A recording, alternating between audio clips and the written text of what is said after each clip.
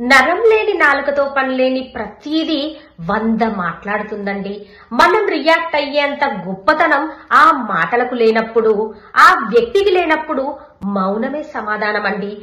అంతేకాని పనికిమాలిన ప్రతోడు నిన్ను డిస్టర్బ్ చేయడానికి పనికిమాలిన మాటలు అన్నాడని ప్రతి మాటకి మనం రియాక్ట్ అవ్వాల్సిన అవసరం లేదు. అలా మనం రియాక్ట్ అయిన ప్రతిసారి మన నెత్తిన మన చెయ్యి పెట్టుకున్నట్టేనండి.